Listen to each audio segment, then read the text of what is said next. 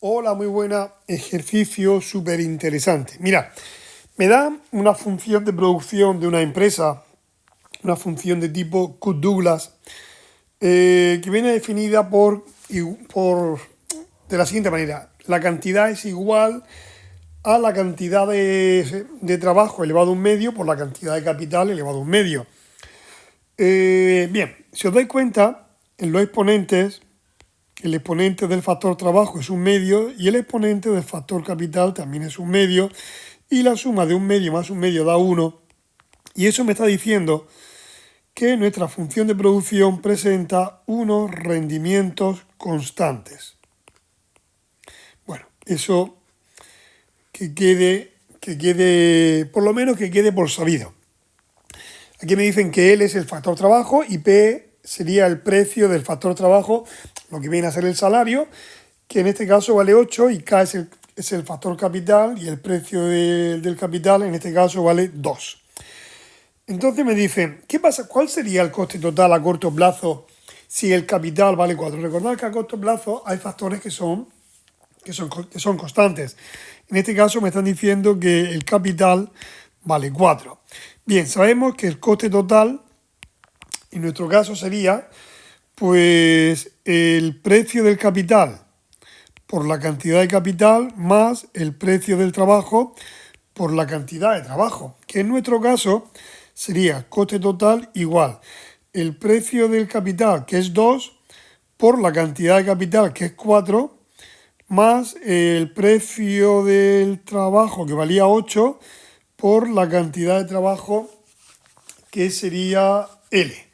En nuestro caso, el coste total pues va a ser 8 más 8L, ¿vale? Pues este sería el coste total. Lo que pasa es que la función de costes suele ir expresada en función de la cantidad, ¿vale? Nosotros la expresamos en función de la cantidad. Y aquí, si os dais cuenta, el coste total depende del factor trabajo. Entonces yo quiero que en vez de depender del factor trabajo, que dependa de la capital, del capital. Del capital, no, de la producción, perdón, de la producción. Bien, pues me voy a ir a la función de producción, que me dice que era L elevado a un medio por el capital, que el capital, fijaros que sabemos que es 4, 4 elevado a un medio. 4 elevado a un medio, ya sabéis que esto se podría poner así. En vez de poner L elevado a un medio, podríamos poner raíz cuadrada de L. Y en vez de poner 4 elevado a un medio, pues podemos poner raíz cuadrada de 4. Y esto quiere decir que el capital va a ser igual, la raíz cuadrada de 4 es 2, pues me va a quedar 2 por raíz cuadrada de L. Si pasamos el 2 dividiendo, pues me va a quedar que la producción partido por 2 va a ser igual a la raíz cuadrada de L. Y para despejar la L, pues lo único que tengo que hacer, como lo que me está molestando es la raíz, ¿qué herramienta tenemos para quitar una raíz cuadrada? Elevar al cuadrado. Muy bien. Entonces, en el lado izquierdo, este cuadrado afectaría a la cantidad y al 2, o sea que me va a quedar, la cantidad me va a quedar al cuadrado, o sea, la producción al cuadrado, y el 2 al cuadrado se me va a convertir en 4. Y en el lado derecho, el cuadrado eliminaría a la raíz. Por lo tanto, la relación que hay entre el factor trabajo y la producción vendría a ser esa que he fijado ahí, ¿vale? O sea, el factor trabajo sería igual a la producción al cuadrado partido por 4. Entonces, el coste total era 8 más 8 veces L, pero la L le voy a cambiar por Q cuadrado partido por 4. ¿Vale? Pues entonces vendría a ser, vendría a tener esta expresión, donde si queremos desglosar el coste total, el primer 8, el término independiente, se podría asociar con el coste fijo, ¿vale? Y el 8Q cuadrado partido por 4 lo podríamos asociar con el coste variable, ¿vale? Ya sabéis que el 8Q cuadrado partido por 4, el 4 ahí, es lo mismo que estuviese dividiendo a todo. o incluso que estuviese dividiendo solamente al 8. O sea, estas tres formas en matemáticas son equivalentes. Bien, pues ya tenemos aquí el coste total a corto plazo y hemos identificado, pues el coste total lo hemos desglosado en coste fijo y coste variable. Pero ¿cuál sería el coste total a largo plazo? O sea, ya a largo plazo el capital ya no es constante, ¿vale? Sino que el capital y el factor trabajo se pueden readaptar según las condiciones. Bueno, pues para calcular el coste total a largo plazo, primero, yo tendría que acudir a esta expresión. Esta expresión, la relación marginal de transformación, que es el producto de las productividades marginales, por ejemplo, la del trabajo entre la del capital, y esto lo voy a igualar en el largo plazo, ha de ser igual al precio del factor trabajo entre el precio del factor capital. O sea, se ha de cumplir esa relación, ¿vale? Esa relación se ha de cumplir en el largo plazo. A ver, aquí esto lo voy a poner, a ver si me deja ponerlo, productividad marginal del capital. A ver si me deja ponerlo, y si no lo dejo así. Voy a intentarlo una vez más. A ver si me deja. Vale, sí queda perfecto. Vale, sí queda bien. Bien, pues esta es la condición que he de aplicar para calcular el coste total a largo plazo, ¿vale? Se ha de cumplir esa relación. Y es que el cociente de las productividades marginales ha de ser igual al cociente de los precios, o sea, al cociente de los precios, de los factores. La productividad marginal del trabajo, pues tengo que derivar la función de producción con respecto a L. La voy a copiar para tenerla aquí.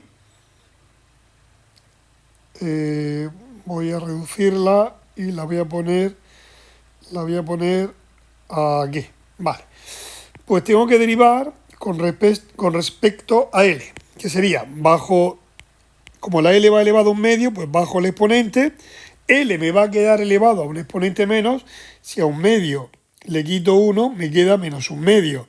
O sea, aquí la L me va a quedar elevado a menos un medio, y el capital, como no he derivado con respecto al capital, el capital me va a quedar igual.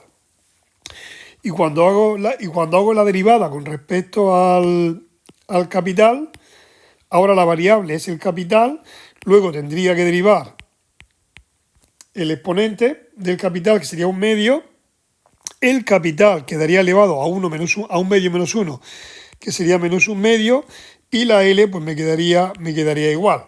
Entonces, si me voy a la relación marginal de transformación que me dice, en el numerador voy a poner el producto marginal el producto marginal del trabajo o la derivada parcial con respecto al trabajo, que vendría a ser esta expresión que hay aquí, o sea, un medio de L elevado a menos un medio por el capital elevado a un medio. Y abajo tengo que poner la otra productividad marginal, la del capital, que sería un medio, sería esta de acá, por el capital elevado a menos un medio y por L elevado a un medio. Bien, podría empezar a trabajar, bueno, de momento los un medio se me van a eliminar, lo tengo arriba y abajo y están multiplicando, luego se pueden cancelar. Entonces lo que voy a hacer, hay un truco muy interesante que sería, como todo lo que hay son multiplicaciones dentro de un cociente, todo aquello que tenga exponente negativo lo puedo cambiar de sitio. Por ejemplo, este que tiene exponente negativo lo podría poner abajo con exponente positivo. Y lo mismo, este que aquí abajo tiene exponente negativo lo podría subir al numerador con exponente positivo. Y los que tienen exponente positivo se quedan donde están. O sea que esa K se va a quedar donde está y esta L se va a quedar donde está. ¿Qué pasa con todo esto? Que yo aquí al multiplicar K elevado a un medio por K elevado a un medio, me va a quedar K elevado a un medio más un medio. Y un medio más un medio da 1. O sea, aquí arriba me va a quedar un medio más un medio. Y un medio más un medio, sabéis que es 1, ¿vale? De momento lo dejo así y aquí igual, L elevado a 1/2 más 1/2. Que esto vendría a ser K elevado a 1, no hace falta que pongamos el 1 en el exponente, se sobreentiende, y L elevado a 1. O sea que la relación marginal de transformación nos da como cociente K partido por L. Y eso debe ser igual, fijaros aquí, al cociente de los precios. Primero arriba tenemos que poner el precio del salario, o sea, el precio del factor trabajo. ¿Por qué? Arriba tenéis que poner el precio del factor que hayáis puesto aquí. Aquí, como he hecho la derivada con respecto a L, pues tendré que poner el precio del factor trabajo. Y abajo tendré que poner el precio del factor que he puesto aquí, que es una L, que sería una K. ¿Vale? ¿Y cuánto era? ¿Cuánto era la R? La R era 2, creo. La R era 2. La R era 2, sí. La R es 2. Vale. Pues me va a quedar que K partido por L, 8 entre 2 son 4. Bien, aquí podemos despejar y pasar para acá la L multiplicando y me va a quedar que el capital es 4 veces la L. Bien, pues aquí tenemos una relación entre el capital y el trabajo, ¿vale? A esto le llamaríamos también senda de expansión. Vale, una vez que tenemos la relación que hay entre el capital y el trabajo, nos vamos a la función de producción, que si no recuerdo mal era K elevado a 1/2 por L elevado a 1/2. Voy a hacer una cosa. En vez de ponerlo en forma de potencia, lo voy a poner en forma de raíz. Pues la raíz cuadrada de K y la raíz cuadrada de L. Pues ya está, así está más bonito. Y la K la voy a cambiar, la K, fijaros, la K la voy a cambiar por 4L y me va a quedar producción igual a la raíz cuadrada de 4L por la raíz cuadrada de L. Ya sabéis que dos raíces cuadradas, si se están multiplicando, podemos multiplicar lo que hay dentro, el radicando. O sea que el 4L multiplicaría la L y me va a quedar 4L cuadrado. De suerte que la raíz cuadrada de 4L cuadrado se podría hacer como la raíz cuadrada de 4 por la raíz cuadrada de L cuadrado. La raíz cuadrada de 4, que es 2, y la raíz cuadrada de L cuadrado, que es L, porque el cuadrado se va con la raíz. O sea que la producción me va a quedar igual a 2L. O sea que el factor trabajo me va a quedar igual a la producción partido por 2. Y el capital, como el capital era 4 veces el trabajo, pues será 4 veces, y el trabajo es la producción partido por 2, pues será 4 veces la producción partido por 2, y operando aquí con el 4 y el 2, pues 4 entre 2, 2, pues me va a quedar que el capital va a ser igual a 2 veces la producción. Entonces el coste total, que será igual al precio del capital por la cantidad de capital, más el precio del trabajo por la cantidad de trabajo. Y uno podría decir, ¿y para qué has hecho todo este follón? Pues mira, el precio del capital era 2, la cantidad de capital K, más el precio del trabajo, que es 8, por la cantidad de trabajo, que es L. Claro, si yo dejara esto, uno podría decir, pues si está bien, yo tengo aquí mi coste total, 2 veces la cantidad de capital que haya, más 8 veces la cantidad de trabajo que haya. Pues ya está, ¿para qué quieres que enrollarte más? Sí, pero nosotros queremos que el coste total dependa de la cantidad de producción. O sea, para este nivel de producción yo tengo este nivel de costes, ¿vale? O sea, yo quiero saber en qué coste voy a incurrir en función de la producción que yo vaya a efectuar, ¿vale? Quiero relacionar la producción con el coste. Por eso me he entretenido en hacer todo lo que he hecho antes y en relacionar el trabajo con la producción y el capital con la producción, ¿vale? Sabemos que el capital es igual a la producción partido por 2, pues yo me voy aquí al coste total y pondré 2 veces el capital, lo tengo aquí tengo que el capital es 2 veces la producción. Pues el capital lo cambio por 2 veces la producción, más 8 veces el factor trabajo, que es, lo tengo aquí, la producción partido por 2. y me va a quedar, aquí me queda 4Q más, y este 8 entre este 2 que hay aquí son 4, pues 4Q. ¿Y cuánto da 4Q entre 4Q?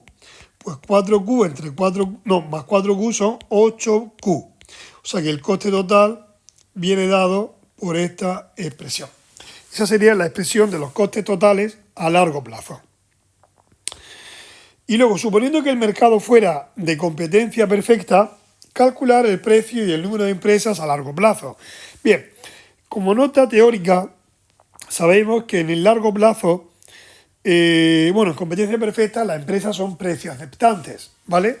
O sea que las empresas tienen que aceptar el precio que haya en el mercado, no tienen capacidad para influir en el precio, y el precio que va a haber, el precio va a coincidir con el mínimo del coste medio. El coste medio vendría a ser la curva que he dibujado en azul y el mínimo vendría dado, pues le voy a marcar aquí en azul que se vea ese punto que hay aquí, que es justamente donde coincide el coste marginal a largo con los costes medio largo.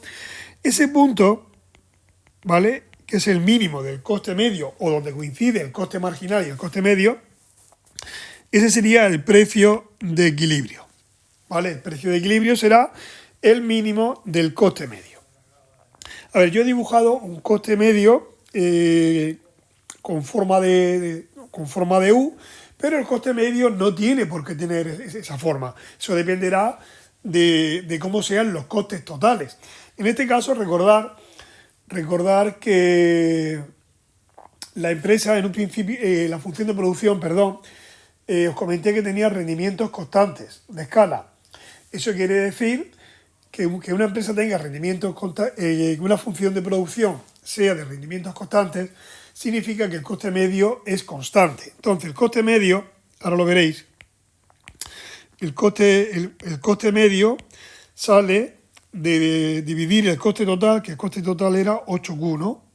Sí, el coste total sería 8Q, pues el coste medio, que lo pondremos así, será el coste total partido por la producción, ¿vale? Lo cual es intuitivo. El coste medio es simplemente, pues, dividir lo que me ha costado toda la producción entre el total de lo producido. Y 8Q entre Q, pues va a ser 8. O sea que el coste medio va a ser constante. Y eso era consecuencia, no lo dije en un principio, consecuencia de esto que os dije aquí, que ahí quedaba eso. Y os dije, ahí queda eso, vale, pues que los rendimientos sean constantes, eso me aporta información. Me va a decir, si he de calcular los costes medios, yo sé que los costes medios van a ser constantes. O sea que el dibujo que he hecho, pues no me vale para nada. He hecho el dibujo de una función de costes medios, pues para que entendáis la teoría. Pero el coste medio iría así. Fijaros que el coste medio vale 8, pues el coste medio tendría esta expresión. Este sería el coste medio, ¿vale?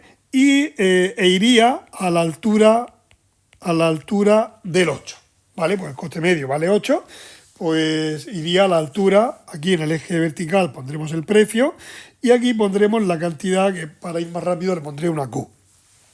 Bueno, pues en el largo plazo, el precio ha de coincidir con el mínimo del coste medio.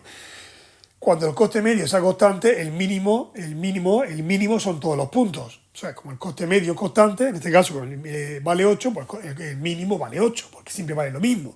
Y si siempre vale lo mismo, pues el mínimo vale eso, ¿vale?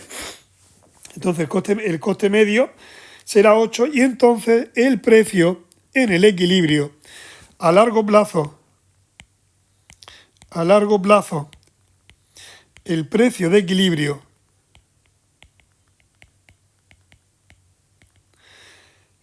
será igual a 8, ¿vale?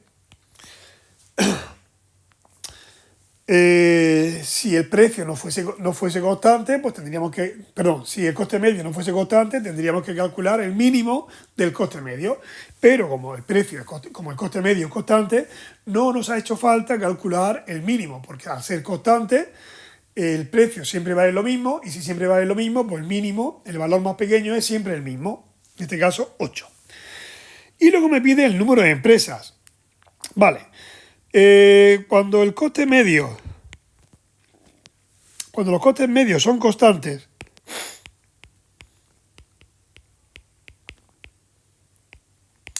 el número de empresas, el número de empresas es indefinido. O sea, la empresa podría ser más grande, puede ser más pequeña, puede haber más, puede haber menos. No lo podríamos calcular sin saber, por ejemplo, cuál sería, sin saber cuál es la función de demanda a la que se enfrenta el mercado, ¿vale? Entonces, si supiéramos el número de, o sea, la función de demanda, sí podríamos calcular el número de empresas, pero sin saber cuál es sin saber cuál es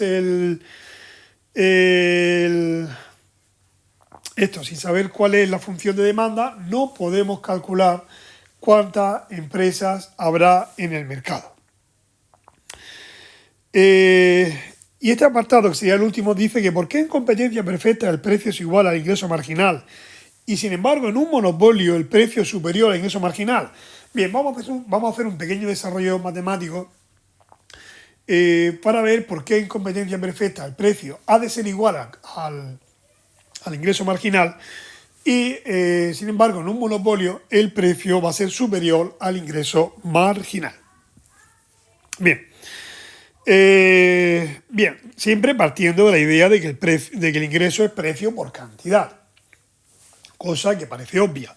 Entonces, en competencia perfecta sabemos que el precio es constante, las empresas son precio aceptantes. Bien, si el precio es una constante, si yo quiero calcular el ingreso marginal, pues yo tengo que hacer la derivada del ingreso con respecto a la cantidad. Entonces, como el ingreso, como aquí tengo una multiplicación, pues tengo que hacer la derivada del primero por el segundo sin derivar, más y al revés, la primera sin derivar por la segunda derivada. Bien, la derivada del precio, 0, porque el precio es una constante, y la derivada de una constante es 0, por el segundo sin derivar, que es Q, más el primero sin derivar, que es P, por la derivada de Q, que sería 1. O sea que al final me va a quedar, esto se me va a ir y P por 1 es P. O sea que el ingreso marginal me sale igual al precio. ¿Vale? Esto sería en competencia perfecta. Esto sería una forma de demostrarlo. Sin embargo, en un monopolio, pues el monopolio se enfrenta a una curva de demanda con pendiente negativa. ¿Vale? Bueno, aquí he puesto que la curva de demanda tiene pendiente negativa. Aquí he puesto que es negativa cuando lo que tendría que haber puesto y es que la curva de demanda tiene pendiente negativa, ¿vale? Para ser un poco más exacto, lo que nos indica que para vender una unidad más, o sea, por ejemplo, si yo quiero vender esta cantidad, pues el precio vendría a ser este que hay aquí. Pero si yo quiero vender esta otra cantidad, si aquí esta le llamo Q0, a este le llamaré Q1, pues el precio lo he de bajar, ¿vale? El precio lo he de bajar. Pero no he de bajar el precio de esa última unidad, sino que, en principio, si no me dice que el monopolio pueda discriminar, que eso es un tema bastante interesante, pero en un monopolio normal, en el que no hay discriminación de precios, para vender más tienes que bajar el precio no de la última unidad, sino de todas las unidades que vas a vender, ¿vale? O sea que el precio no es constante, sino que el precio va a depender de la cantidad que quieras vender. Entonces, el ingreso marginal pues será igual a la derivada del precio con respecto a la cantidad, que no sé lo que vale, por la cantidad más la primera sin derivar, que es el precio, por la derivada de la cantidad, que es 1. Y esto va a ser más, el precio va a ser más grande, perdón, esto va a ser más pequeño que el precio. Y diréis, porque es más pequeño que el precio si ahí estamos viendo que hay una suma. Sí, es verdad, hay una suma. Pero esta parte que hay aquí, este factor que hay aquí es negativo. ¿Por qué es negativo? Porque la derivada del precio con respecto a la cantidad, que yo no sé cuánto vale, pero sí sé el signo que tiene. Sí sé el signo que tiene. ¿Por qué? Porque la derivada del precio con respecto a la cantidad lo que me está diciendo es cómo varía el precio al variar la cantidad. Bueno, pues la relación que hay entre el precio y la cantidad es una relación negativa. Si aumenta la cantidad, baja el precio. O sea, si Q aumenta, el precio debe bajar. O sea, entonces el precio debe bajar. Y si Q baja, entonces el precio debe subir. ¿Vale? Eso me viene a decir que la derivada del precio con respecto a la cantidad, siempre y cuando sean funciones derivables, y asumimos que sí, pues tiene que tener signo distinto. Tiene que tener signo distinto. Tiene que tener signo negativo. ¿Vale? O sea que yo no sé el valor que va a tener en sí, pero sí sé el signo que va a tener eso. Y entonces, como esta parte de aquí es negativa, pues un número negativo más el precio, eso va a ser más pequeño que el precio, porque al precio hay que quitarle una cantidad. Por eso, el ingreso marginal va a ser más pequeño que el precio. Podríamos poner un ejemplo. Imaginaros que la función de demanda pues, es P igual a 100 menos 2Q, por poner un ejemplo. ¿Vale? Esto a modo de ejemplo para que lo veáis. El ingreso sería igual al precio por la cantidad. El ingreso sería igual al precio. El precio ya lo puedo poner así. Pues sería 100 menos 2Q por Q. Y lo voy a derivar así, tal como está, para que veáis la relación que hay con esa parte. ¿Vale? Yo cuando hice el ingreso marginal, lo que hice fue derivar el precio con respecto a la cantidad y eso lo multipliqué por la cantidad más el precio por la derivada de la cantidad, que era 1. Bien, pues para que veáis la relación que hay entre esto y lo que voy a hacer ahora.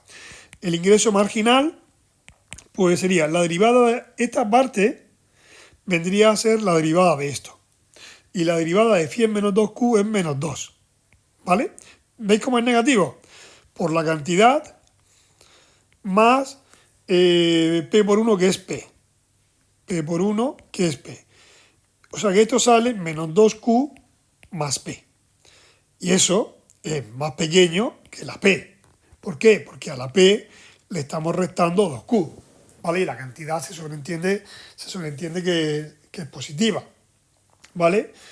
En este caso, en este ejemplo vemos que el precio sería mayor que el ingreso marginal.